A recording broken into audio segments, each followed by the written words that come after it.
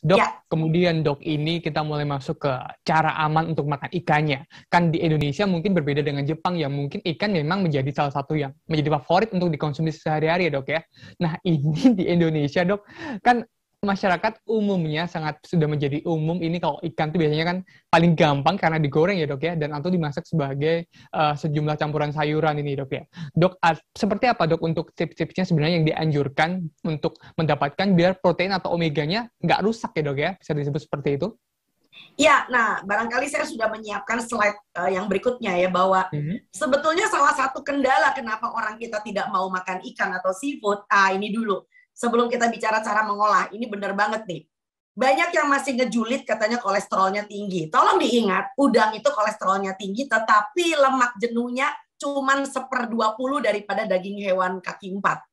Ya, jadi Anda bisa lihat bahwa sebetulnya seafood itu tidak membuat Anda punya hiperkolesterol. Yang mempunyai Hmm. hiperkolesterol itu justru pada orang-orang yang memang bawaannya itu livernya memproduksi lebih banyak kolesterol daripada kebanyakan orang. Sebab orang-orang seperti ini juga dia pantang seafood, tetap aja kolesterolnya tinggi ya.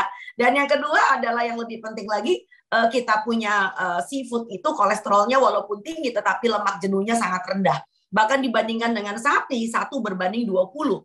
Jadi, dan ditambah lagi dia mempunyai omega 3 yang memang terkandung di dalamnya, tidak ada di dalam daging sapi, daging kambing dan sebagainya.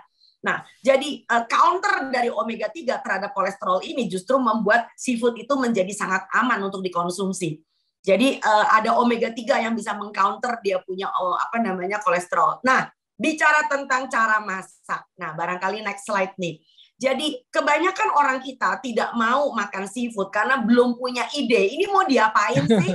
Nah, tadi Ya. Mas Alvin bilang, dikit-dikit goreng ya kan? Padahal dengan menggoreng, kualitas seafood Anda menjadi langsung terjun bebas. Ya, Hmm. seperti saya udah bilang tadi, omega 3-nya akan berubah menjadi trans fat. Ya, dan itu malah merugikan. Makanya di luar sana ada peneliti-peneliti, kita itu seperti kayak sedang di panggung yang sedang diamat-amati ya Mas.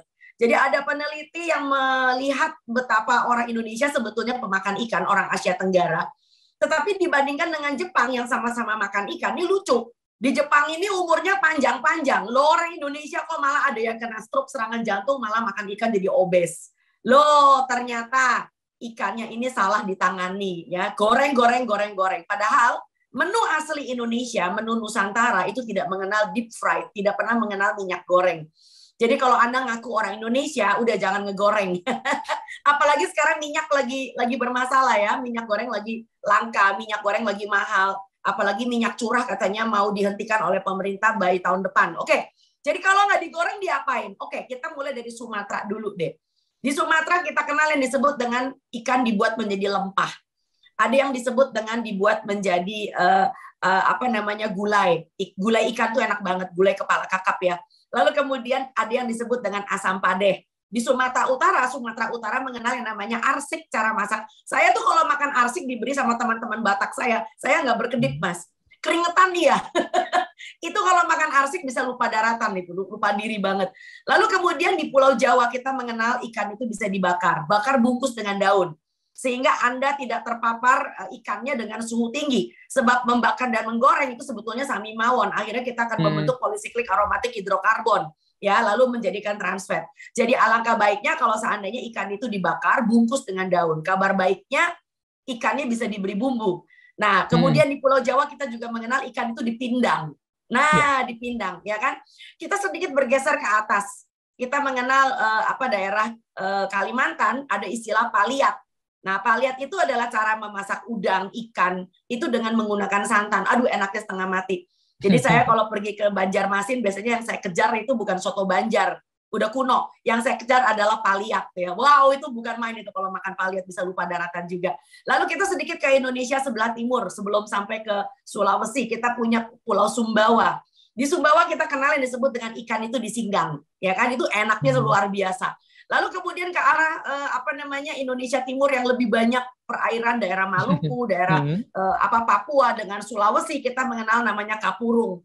Ya, di situ Hmm. juga kita kenal yang disebut dengan ikan kuah asam. Ikan kuah asam dari Papua itu gak ada matinya. Itu kuahnya segernya bukan main. Jadi tolong diingat ini adalah negara rempah. Ya, negara rempah. Bahkan ada olahan-olahan yang bukan kerupuk. Misalnya apa? Kita kenal yang namanya tekwan. kita kenal yang namanya otak-otak. Betul ya Mas ya? Iya Mas. Otak-otak dan tekwan itu sebetulnya merupakan olahan dari hidangan laut. Saya kembalikan kepada Mas Alvin. Terima kasih sudah nonton. Jangan lupa like, subscribe, dan share ya.